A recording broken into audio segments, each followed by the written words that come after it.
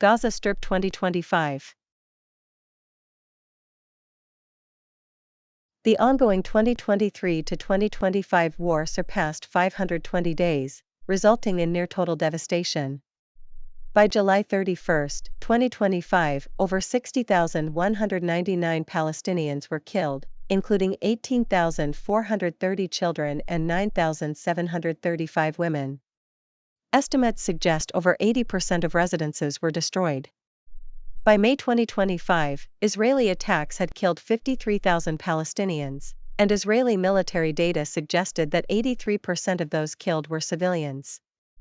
By July 30, 2025, over 146,269 persons were injured. The protracted violence resulted in the near-total collapse of Gaza's health system, with 60% of hospitals non-functional and the rest barely operational. As of July 2025, 1.9 million Palestinians were internally displaced. Tragically, by May 2025, life expectancy, on average, both sexes combined, in Gaza had decreased dramatically from 75.5 years, pre-October 2023, to 40.5 years. The Commission concluded on reasonable grounds that Israeli authorities committed the actus reus of genocide, including killing members of the group and deliberately inflicting conditions of life calculated to bring about its physical destruction. The COI found that Israeli political and military leaders possessed the specific intent to commit genocide against Palestinians in Gaza. Israel's siege was instrumentalized to hold the entire Gaza Strip population hostage using food, medicine, water, fuel, and electricity.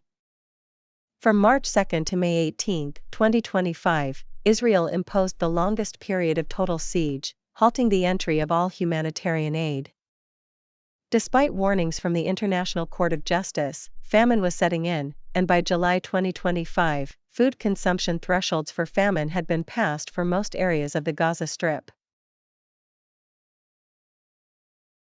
The Gaza Recovery, Reconstruction and Development Plan was endorsed at the Extraordinary Arab League Summit in Cairo on March 4, 2025. The plan aims to address the humanitarian crisis, uphold the Gaza Strip as an integral part of Palestinian territory, and reject any forced displacement. Total funding needs were estimated at $53 billion. Former British Prime Minister Tony Blair began developing a post-war plan in July 2025. U.S. President Donald Trump later shared a draft 20-point peace plan in September 2025. The Palestinian Authority welcomed Trump's proposal, affirming commitment to a modern, democratic, and non-militarized Palestinian state. Indirect negotiations between Israel and Hamas started in Sharm el-Sheikh, Egypt, on October 6, 2025. An agreement on the first phase of the Gaza Plan was reached on October 8, leading to the cessation of hostilities and the entry of humanitarian aid into the Gaza Strip, effective October 10, 2025. This phase also included a partial withdrawal of Israeli forces to a predetermined yellow line. The ceasefire in October 2025 was deemed a critical opportunity to address the critically desperate water, sanitation, and hygiene (WASH) situation. UNICEF, supported by the European Union, started a comprehensive damage assessment of water and wastewater facilities across the Gaza Strip. At the time, half of all families had less than the bare humanitarian minimum of 6 liters of water per person/day for drinking and cooking. The UN Security Council adopted Resolution 2803 on November 17, 2025, containing provisions for the transitional governance of the Gaza Strip. The resolution authorized an international body, the Board of Peace, to act as a transitional administration. This administration is modeled on earlier UN-mandated transitional authorities, such as those in Kosovo or East Timor. The administration is mandated until December 31, 2027, potentially extendable by the Security Council. United States President Donald Trump named himself as the chairman of the Board of Peace. The board supervises a Palestinian committee composed of technocrats responsible for the day-to-day operations of Gaza's civil service. Resolution 2803 authorized the deployment of an International Stabilization Force, ISF, a temporary multinational peacekeeping force.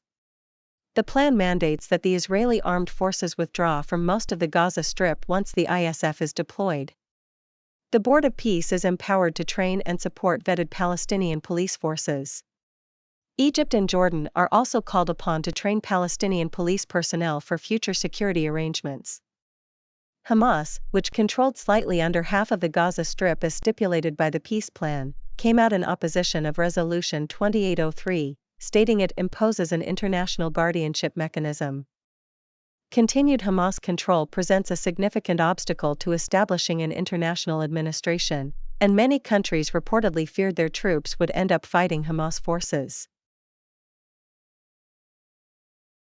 The Reconstruction Phase, Phase 2, 5 years, calls for building 200,000 new permanent housing units for 1.6 million individuals. Key economic initiatives include developing a 600 acres industrial zone and establishing a fishing port, a commercial seaport, and Gaza International Airport to boost trade and economic connectivity. Leaked internal Hamas documents reveal the terrorist group's systematic control of foreign NGOs operating in Gaza. Hamas enforced strict security protocols, including engagement with its Ministry of Interior and National Security, MOINS, granting them veto power over humanitarian operations. Hamas utilized a guarantor system, requiring liaisons between its internal security apparatus and international NGOs. MOINS documents instructed personnel to classify guarantors to make use of them, and to place associations and international organizations under constant technological surveillance to infiltrate international organizations' headquarters and their employees. Total economic losses and needs are projected at $53.2 billion. The recovery plan emphasizes Palestinian ownership and is expected to be a long-term process, lasting at least 10 years.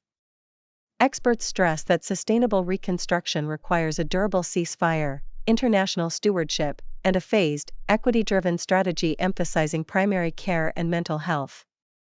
The immense devastation, including the poisoning of soil and water sources, poses a grave challenge not just for Gaza but for the world as a whole.